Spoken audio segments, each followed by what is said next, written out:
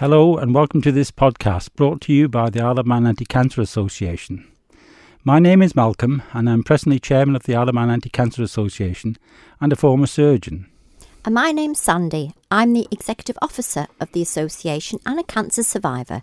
In this podcast, we want to talk about what influence can certain lifestyle choices have on various types of cancer. Cancers appear to develop when a mutation develops in one or more of our genes that control cell division, which is then not corrected by the normal mechanisms our bodies possess to remedy such faults. Some of these mutations are inherited or simply occur randomly or as a result of factors that we have not yet discovered. But we also know that around 40 out of 100 cancers arise because of things that we subject our bodies to. There is also good evidence that our ability to tolerate the treatment that we are given if we develop cancer, and as a consequence our outcome, may be adversely affected by these same lifestyle issues. It is therefore important to be aware that making positive lifestyle choices can improve our chances of avoiding and surviving cancer. We're talking about avoiding or giving up smoking, moderating our alcohol consumption, being careful about what and how much we eat, and undertaking a moderate amount of exercise regularly. All these factors have been shown to reduce our risk of developing certain cancers, even common cancers such as lung, bowel and breast cancer. Let's talk about smoking to start with, a habit that we know is associated with the inhalation of a number of very potent carcinogens, chemicals known to induce cancer. Smoking not only increases our risk of developing lung cancer, but also many other tumours.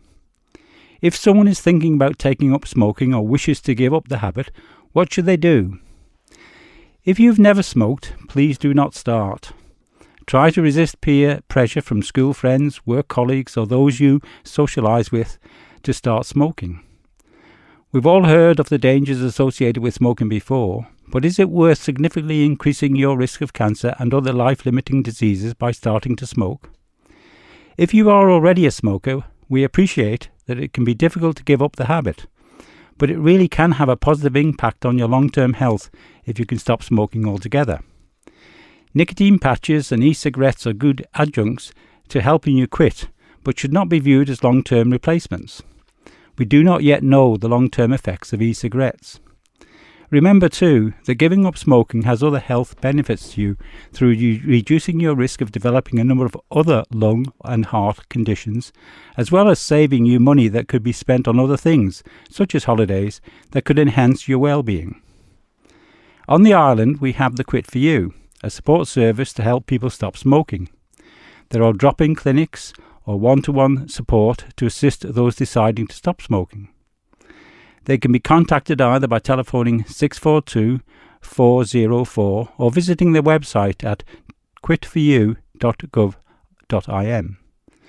Research tells us that if you use the support available, you are more likely to be successful in giving up smoking for good than just going and doing it on your own. Okay, let's move on to talk about alcohol, something which plays a major part in many people's social life.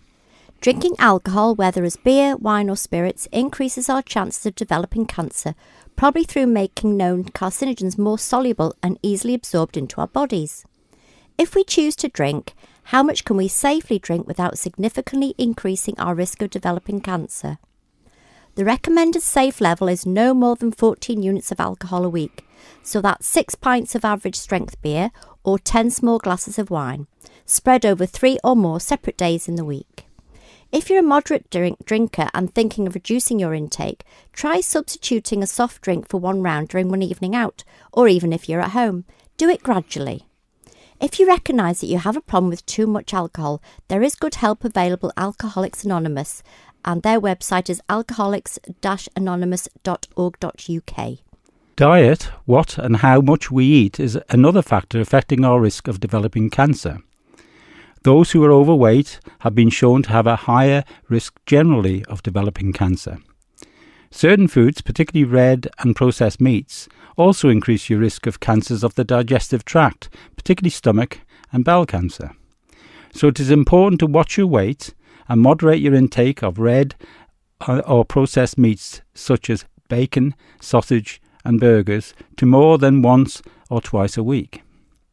Increase your fruit and fibre intake to 5 a day will also reduce your risk, as well as having other positive health effects by reducing your chances of heart disease and diabetes. Exercise is a very good positive way of reducing your risk of developing cancer. Cancer Research UK recommend that we try to include 2.5 hours of moderate activity every week. It doesn't mean you have to join a gym if that's not your thing. Moderate activity is any exercise that gets you warm and slightly out of breath. So gardening, walking, housework can all count towards it. Taking the stairs rather than the lift at work, leaving the car at home once or twice a week on a fair day and walking. Walking with some friends of an evening a couple of times a week, or add an extra activity into your weekend and explore some of the hidden places on this beautiful, wonderful island. Keeping active helps us not only maintain a healthy weight, but also makes us feel better in ourselves and has great benefits to both our physical and mental health and overall well-being. So what is the best way of setting about making lifestyle changes for those who might wish to do so? Set about it one small step at a time. Sometimes we take on too much all at once and it becomes too hard to maintain. We'd like to encourage people to make one positive change at a time and build from that. It is important to use the support services available to you, as doing so increases your chances of achieving your aim, or at least join with someone else so that you can encourage each other in attaining your objective. Finally, we're not suggesting that individuals live a rigid life and totally avoid things that could be harmful to our bodies.